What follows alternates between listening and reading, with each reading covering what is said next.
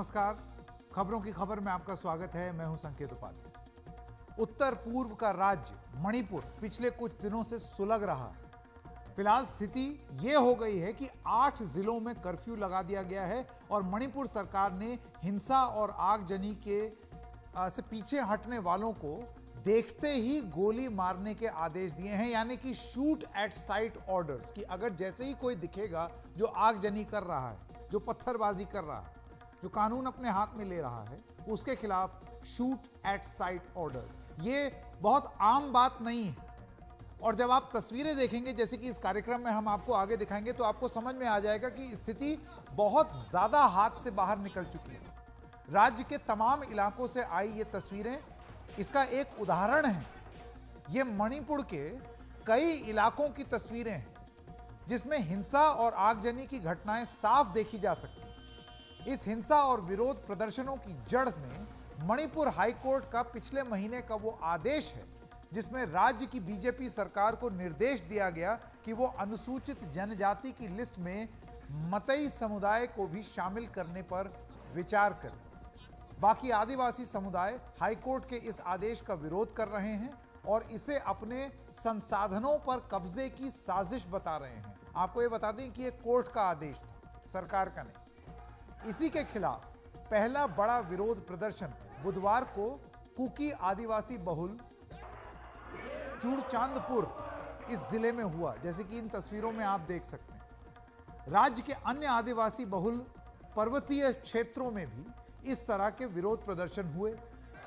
इस जिले में all tribal student union Manipur के आह्वान पर हाईकोर्ट के निर्देश के खिलाफ एक विरोध मार्च निकाला जा रहा था। जानकारी के मुताबिक उसी दौरान वहां से मतई समुदाय के लोगों के साथ मार्च में चल रहे कुछ लोगों की झड़प हो गई। इसे रोकने के लिए पुलिस को प्रदर्शनकारियों पर आंसू गैस के गोले छोड़ने पड़े। इस झड़प के बाद राज्य के कुछ और इलाकों में भी विरोध प्रदर्शनों के दौरान हिंसा और आगजनी देखने को मिली। हालात पर काबू पाने के लिए पुलिस, सेना और असम राइफल ने कई इलाकों में फ्लैग मार्च किए हैं। यानी कि आप ये सोचिए कि central paramilitary force, state police और इंडियन आर्मी, यह सामान्य स्थिति नहीं है जब तीनों बल का प्रयोग करना पड़े। यानी कि स्थिति हाथ से बहुत हद तक बेकाबू हुई और यह कहा गया है कि किसी भी तरह की अफवाह को रोकने के लिए राज्य में अगले 5 दिनों तक मोबाइल इंटरनेट सेवाओं पर पाबंदी लगा दी। हालात ऐसे हो गए थे कि मणिपुर से पूर्व राज्यसभा सांसद और जानी मानी बॉक्सर एमसी मैरी कॉम को सोशल मीडिया पर राज्य और केंद्र सरकार से जल्द शांति बहाली के लिए कदम उठाने की अपील करनी पड़ी।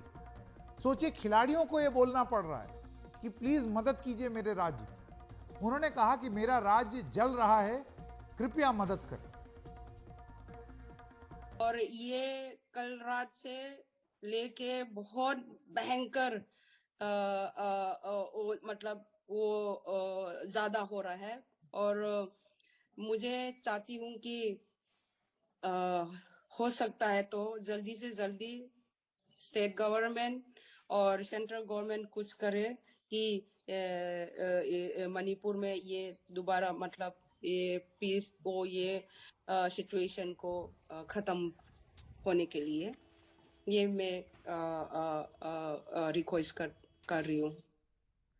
हिंसा की इन घटनाओं के बीच कई जगहों पर बहुसंख्यक समुदायों के बीच फंसे बाकी समुदाय के लोगों की सुरक्षा के लिए सरकार को आगे आना पड़ा है। सेना और असम राइफल्स ने हिंसा प्रभावित कई इलाकों में फंसे 7,500 से अधिक लोगों को सुरक्षित जगहों पर पहुंचाया है। हालात को देखते हुए केंद्रीय गृह मंत्री अमित शाह ने आज मणिपुर के मुख्यमंत्री एन बीरेन सिंह से बात की और उन्हें हर संभव मदद का भरोसा दिया गया। उधर मुख्यमंत्री एन बीरेन सिंह ने सभी लोगों से शांति बनाए रखने की अपील की है। उनका कहना है कि यह पूरी हिंसा गलतफहमी और अफवाहों का नतीजा है। During the last around 24 hours, some incident of clashes, vandalism and arson have been reported in Imphal, Churchandpur, Bishnupur, Kangpokpi and More etc. Precious lives have been lost. Besides, damage of property of residents, which is very, very unfortunate. These accidents are a result of prevailing misunderstanding between two sections of our society. The state government is seized of the developments and taking all steps to control the law and order situation. I have already explained to you, we have already sent cross message to the Honorable Prime Minister and Honorable Home Minister. Also, the same copy was endorsed to Her Excellency, the Governor of Manipur, who is representative President of Supreme Commander of India. So we request her immediately intervene. Please help us for enable us to bring complete peace here in Manipur. Congress की ओर से भी इस मुद्दे पर एक बयान आया है। कांग्रेस नेता जयराम रमेश ने इसे लेकर मोदी सरकार और राज्य की एन बीरेन सिंह सरकार पर सवाल उठाए। कहा, डबल इंजन सरकार की असलियत, राज्य को आग लगाओ, केंद्र में चुप्पी साधे रहो। A double engine government was installed in Manipur in February of 2022. But less than 15 months later, the entire state of Manipur is in flames. Society is in ferment. Internet and social media suspended. The chief minister under siege. MLAs resigning right, left and center. And what does the prime minister and the home minister do? They're busy going around Karnataka, polarizing Karnataka. Manipur, really tragic what has happened. तो ये मामला राजनीतिक तौर पर भी काफी गर्म हो गया है। अब आइए समझते हैं कि ये गलतफहमी है तो क्यों है, क्योंकि इसके जड़ में जाना जरूरी है। ये प्रॉब्लम कहां से आई है, इसकी जांच तो बाद में होगी, लेकिन जो जानकारी अभी तक मिली है वो जानना बहुत जरूरी है। और ये तस्वीरें इतनी भयानक हैं कि धू-धू करके जल रहा है मणिपुर, जो कि बहुत ही खतरनाक स्थिति है। आपको मैं एक बार फिर से बता दूं कि आर्मी, सेंट्रल पैरामिलिट्री फोर्स और पुलिस तीनों का एक साथ डिप्लॉय होना एक सामान्य स्थिति नहीं है। इस पूरी हिंसा के पीछे आखिर वजह क्या है, इसके लिए पहले मणिपुर की आबादी और भूभाग को समझना होगा। मणिपुर के निवास करने वाला सबसे बड़ा समुदाय मतई है, जिसकी आबादी राज्य की करीब आधी है, 50%, लेकिन उसे अनुसूचित जनजाति का दर्जा नहीं मिला। मतई समुदाय ज्यादातर घाटी और मैदानी इलाकों में निवास करती है। इस इलाके में मतई निवास करते हैं वो राज्य के भूभाग का करीब 10%। मतई समुदाय की खास सांस्कृतिक पहचान, विरासत और बोली है। राज्य की बाकी अनुसूचित जनजातियां, जिनमें नागा, जोमी, कुकी वगैरह हैं, जिनके प्रोटेस्ट आप देख रहे थे, ये मिलाकर राज्य के करीब बाकी 50% बनते हैं और ज्यादातर राज्य के पर्वतीय इलाकों में बसते हैं। जो अनुसूचित जनजातियां हैं, उनके निवास का भूभाग राज्य के भूभाग का करीब 90%, 90%, यानी कि 90% जो जमीन है, भूभाग है, वो है 50% आबादी के पास अनुसूचित जनजातियां। और मतई समुदाय जो है वो 50% आबादी है, लेकिन 10% भूभाग में। इन सभी आदिवासी समुदायों की अपनी एक खास सांस्कृतिक पहचान है, विरासत है और बोलियां हैं। दरअसल मतई समुदाय मणिपुर में राजनीतिक तौर पर सबसे प्रभावशाली रहा। 60 सदस्यों की राज्य विधानसभा में करीब 2/3 सदस्य इसी मतई समुदाय से हैं। लेकिन मतई समुदाय का दावा है कि वो राज्य के सबसे पुराने स्थानीय समुदायों में से है और उसे उसकी विशिष्ट संस्कृति, पहचान और भाषा की वजह से अनुसूचित जनजाति का दर्जा मिलना चाहिए था। मतई समुदाय को अनुसूचित जनजाति यानी कि शेड्यूल्ड ट्राइब्स में शामिल करने की मुहिम की अगुवाई करने वाले संगठन scheduled tribe demand committee Manipur यानी कि STDCM का कहना है कि अपने लिए अनुसूचित जनजाति के दर्जे की मांग करना किसी का भी संवैधानिक अधिकार है, कॉन्स्टिट्यूशनल राइट। और मणिपुर के स्थानीय समुदाय होने के नाते हम भी अपने हितों की संवैधानिक सुरक्षा चाहते हैं, कॉन्स्टिट्यूशनल प्रोटेक्शन। उनका कहना है कि बाकी साथी अनुसूचित जनजाति के समुदायों के संसाधनों पर कब्जा करने की हमारी कोई मंशा नहीं है। हम ये नहीं चाहते हैं कि हम उनके हक मार लें, हम अपने हक के लिए लड़ रहे हैं, ये मतई समुदाय का कहना था। इस वजह से वो आंदोलनरत थे। वो कहते हैं कि हम मणिपुर के सबसे पुराने स्थानीय समुदाय हैं, लेकिन अपने ही राज्य में हम बाहरी लोगों की तरह हो गए। घाटियों में आकर कोई भी रह सकता है, चाहे वो अनुसूचित जनजाति का क्यों ना हो। इसके अलावा हमारी आबादी भी घट रही है। इस संगठन का कहना है कि सन 1951 यानी कि 1951 में मैतेई राज्य की जनसंख्या के करीब 60% थे, लेकिन 2011 की जनगणना में वो घटकर 44% रह गए। उनका कहना है कि 1901 में हमें मुख्य आदिवासी समुदाय माना गया, 1931 में हमें हिंदू आदिवासी समुदाय बताया गया और हमारी विशिष्ट सांस्कृतिक पहचान और भाषा को बचाने पर जोर दिया गया है। लेकिन 1950 में हमें अनुसूचित जनजाति की लिस्ट से बाहर कर दिया गया, जिसकी वजह से सरकार को ही पता हो, वो वजह और किसी को नहीं मालूम। इस संगठन की अपील पर ही मणिपुर की जो हाई कोर्ट है, उसने राज्य सरकार को एक निर्देश दिया कि वो मैतेई समुदाय को शेड्यूल्ड ट्राइब्स में शामिल करने पर विचार करे। सरकारी आदेश, मतलब सरकार को आदेश दिया कि आप इस पर विचार कीजिए। लेकिन बाकी आदिवासी समुदायों को यह निर्देश नागवार गुजर रहा है। इसी के विरोध में all tribal students union Manipur ने ट्राइबल सॉलिडेरिटी मार्च नाम के पर्वतीय इलाकों में विरोध प्रदर्शन का आह्वान किया। ये तस्वीरें हमने आपको थोड़ी देर पहले भी दिखाई थी। इन प्रदर्शनों में लगभग सभी आदिवासी समुदाय ने हिस्सा लिया और करीब 50,000 लोग, पहली जो रैली हुई थी उसमें सभी आयु वर्ग के लोग शामिल हुए। कई नागरिक संगठनों और आदिवासी संस्थाओं और चर्च के प्रमुखों ने भी एकजुटता की इस रैली का समर्थन किया। कई युवा ट्राइबल्स यूनाइटेड लिखी हुई टी शर्ट पहनकर भी दिख रहे थे। All tribal students union Manipur अपने जिलों के डिप्टी कमिश्नरों के जरिए राष्ट्रपति को एक मेमोरेंडम भी भेजा है उन्होंने। इसमें कहा गया है कि मतई समुदाय द्वारा शेड्यूल्ड ट्राइब्स के दर्जे की मांग राज्य के पर्वतीय जिलों में रहने वाले आदिवासी समुदायों के संसाधनों को छीनने की एक साजिश है। उनका कहना है कि पहाड़ों में आदिवासी लोगों की जमीन को संविधान के अनुच्छेद 371 यानी कि 371C के तहत Manipur land revenue and land reforms यानी कि MLR एंड LR एक्ट 1960 के सेक्शन 158 से सुरक्षा हासिल है और इसके तहत आदिवासियों की जमीनों को गैर आदिवासियों को ट्रांसफर नहीं किया जा सकता। इस मेमोरेंडम में मतई समुदाय को विकसित समुदाय बताया गया है जो राज्य के मैदानी इलाकों में रहता है और कहा गया है कि मतई समुदाय की आबादी कुल आबादी की 60% से ज्यादा है। अब आप देखिए, ये जो आंकड़े हैं, किसी का दावा कुछ है, किसी का दावा कुछ है, कुछ 44% कह रहे हैं, कुछ 60% कह रहे हैं। और यही जड़ है इस सब समस्या का कि अभी वहां पर मणिपुर में हमारे सहयोगी रत्नदीप बता रहे थे कि इकोसिस्टम्स काम कर रहे हैं और बहुत सारे रूमर्स फैल रहे हैं, अफवाहें फैल रही हैं, कोई कुछ बोल रहा है, कोई कुछ बोल रहा है और इसी के चलते ये बवाल हो रहा है।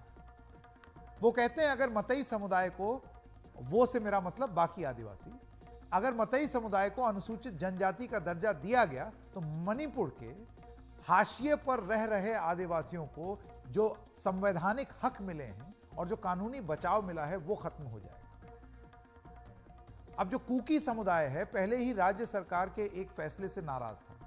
कुकी समुदाय ने आरोप लगाया था कि राज्य सरकार रिजर्व फॉरेस्ट बचाने के नाम पर स्थानीय आदिवासियों के हकों को छीनते हुए रिजर्व वन भूमि में बसे उन गांवों से उन्हें निकालने की कोशिश कर रही है। एक लड़ाई ये ऑलरेडी चल रही थी। इस मुद्दे पर पिछले महीने इस जिले में काफी हिंसा देखने को मिली थी और मुख्यमंत्री एन बीरेन सिंह के एक दौरे का स्थानीय लोगों ने विरोध भी किया था। यही वजह है कि 27 अप्रैल से ही धारा 144 चूड़ाचांदपुर में लगा हुआ। उसी के साथ मणिपुर हाईकोर्ट के फैसले ने आग में घी का काम कर दिया और राज्य में हिंसा की ताजा घटनाएं दर्ज की गई हैं। लेकिन मैं बार बार एक चीज पूरी जिम्मेदारी से बोल रहा हूं कि आदेश जो दिया गया वो था विचार करने का। लेकिन एक जमीन पर, और ये इकोसिस्टम शब्द का मैं प्रयोग कर रहा हूं, दोनों ही तरफ से रत्नदीप कहते हैं इस तरीके की बातें बोली जा रही हैं जो कि आग में घी का काम कर रही हैं, और इस वजह से स्थिति और हालात एकदम बेकाबू होते चले जा रहे हैं। हिंसा की ऐसी तस्वीरें आ रही हैं जो शायद मणिपुर ने इस तरीके से कभी पहले देखी नहीं थी। इस हिंसा के दौरान जंगलों में वन विभाग की कुछ चौकियों पर भी आग लगाए जाने की खबरें आई। मणिपुर में इस ताजा हिंसा पर ज्यादा जानकारी के लिए हमारे साथ हैं उत्तर पूर्वी राज्यों के मामलों के जानकार संजय हजारे। इन तीनों गुट के बीच कंपटीशन या चैलेंजेस चलते हैं। अभी रिसेंटली क्या हुआ आपकी ये रीसेंट प्रॉब्लम जो है फरवरी से शुरू हुआ, जब फरवरी मार्च में जब एविक्शन हुए थे एक रिजर्व फॉरेस्ट में, जहां एक कुकी गांव थे, वहां से लोग हटाया गया। सरकार ने वो डिसीजन लिया था और उसकी वजह से एक रिएक्शन हुआ। एक तो वो है, मेटे लोग की एक मांग है कि वो ट्राइबल कम्युनिटी जैसे ट्राइबल शेड्यूल ट्राइब लिस्ट में आना चाहिए, और ये गवर्नमेंट में प्रेस किया है, स्टेट गवर्नमेंट, मेटे इस लिस्ट में आना चाहिए। और दूसरे ग्रुप्स जो है इसको अपोज कर रहे हैं, ट्राइबल ग्रुप्स इसको अपोज कर रहे हैं। अगर आप ट्राइबल शेड्यूल ट्राइब में आ जाते हैं तो वो उसका मीनिंग बिल्कुल, उसका अर्थ कंप्लीटली बदल जाते हैं। उनके लिए कोई सिक्योरिटी प्रोटेक्शन नहीं होते है लीगली। आप ट्राइबल कम्युनिटी के बीच हार्मनी की बात नहीं है, ट्राइबल कम्युनिटी और मेटे कम्युनिटी के बीच हार्मनी होना चाहिए। उसके लिए तो जैसे मैंने शुरुआत में कहा था कि लॉ एंड ऑर्डर सिचुएशन तो कंट्रोल में आएगा, काबू में आएगा, लेकिन इशू है कि ये डिस्कशंस में कैसे ले जाए, कौन सी इश्यूज डिस्कस करें, कैसे डिस्कस करें, क्योंकि गवर्नमेंट ने 2-3 इश्यूज तो ऑलरेडी स्पष्ट करा है कि क्या है कि वो जैसे मेटे लोग शेड्यूल ट्राइब कम्युनिटी में आना चाहिए, उस लिस्ट में होना चाहिए, और वो अपोज कर रहे। तो एटलीस्ट ये इश्यू तो फैसला करने से पहले सबके साथ डिस्कस होना चाहिए था, लेकिन अभी उनको वो मेरे ख्याल से वो करना ही पड़ेगा, नहीं तो ये होते रहेंगे ऐसे इंसिडेंट्स। 1950 में प्रेसिडेंट ने शेड्यूल ट्राइब का जो लिस्ट बनाया था, उसमें मेटे कम्युनिटी का इंक्लूजन नहीं हुआ था। तो अगर उस टाइम पे मेटे कम्युनिटी इंक्लूड नहीं हुआ तो 75 साल में क्या चेंज हुआ जो कम्युनिटी को इस टाइम पे इंक्लूड करना चाहिए। तो मेरे ख्याल से दोनों तरफ से, जो मेटे कम्युनिटी है और जो ट्राइबल कम्युनिटी है, जो शेड्यूल ट्राइब का जो लिस्टिंग होता है वो प्रोसेस समझ में नहीं आया। मैं जितना समझता हूँ हाई कोर्ट ने जो डायरेक्शन दिया, हाई कोर्ट ने ये डायरेक्शन दिया कि इनको इंक्लूड हो सकता है कि नहीं हो सकता है, उसका ऊपर विचार करें। लेकिन कोई कम्युनिटी को इंक्लूड करने के लिए पहले आपको सोशियो इकोनॉमिक स्टडी करना पड़ेगा। स्टडी के बाद अगर लगता है कि कुछ ट्राइबल कैरेक्टरिस्टिक्स है, तब जाके वो रजिस्ट्रार जनरल ऑफ इंडिया पे जाएगा। उसके बाद फिर national commission for scheduled tribe, अगर national commission for scheduled tribe accept करता है और उसका बाद अगर यूनियन कैबिनेट एक्सेप्ट करता है, तभी कॉन्स्टिट्यूशन में अमेंडमेंट आता है। जो शेड्यूल ट्राइब का लिस्ट है उसको कोई चेंज नहीं कर सकता है एक्सेप्ट पार्लियामेंट ऑफ इंडिया। मेरे ख्याल से जो ट्राइबल कम्युनिटी और मेटी कम्युनिटी है, उनका जो कम्युनिटी लीडर्स है उनको बात करना चाहिए, सरकार को ये फैसिलिटेट करना चाहिए। लेकिन इसमें एक ही मुद्दा है, क्योंकि जो मणिपुर गवर्नमेंट ने पिछले एक महीने में जो स्टेप्स लिया है, जिसमें वो फॉरेस्ट को आइडेंटिफाई करने का प्रोसेस में बहुत सारे जो ट्राइबल विलेजेस है या विलेजर्स है उनको इविक्शन किया है, उसमें ऑलरेडी डिस्ट्रस्ट पैदा हो चुका है। तो सरकार mean state government possibly is not the main actor who can facilitate, क्योंकि स्टेट गवर्नमेंट के ऊपर जो वहाँ पे जो लोकल कम्युनिटीज है, ट्राइबल कम्युनिटीज, उनका ट्रस्ट नहीं। तो इसलिए चीफ मिनिस्टर बीरेन सिंह जी जब जाने का कोशिश किया चूड़ाचांदपुर में, तब वहाँ पे बहुत सारे प्रोटेस्ट हुआ। इनफैक्ट उनको जाना वहाँ पे कैंसिल करना पड़ा। तो इसी स्थिति में मेरे ख्याल से अगर कोई एक रोल प्ले कर सकता है वो है central government. They have to deal this issue in a very I would say sensitive way. अगर आप सेंसिटिव वे में डील नहीं कर पाएंगे तो देयर आर एवरी पॉसिबिलिटीज कि this entire movement could turn violent, meaning the armed struggle and etc. वो fear रहता है and it's a bothering state of Myanmar and आपको ये मान के चलना पड़ेगा कि the most active insurgent groups even today are in Manipur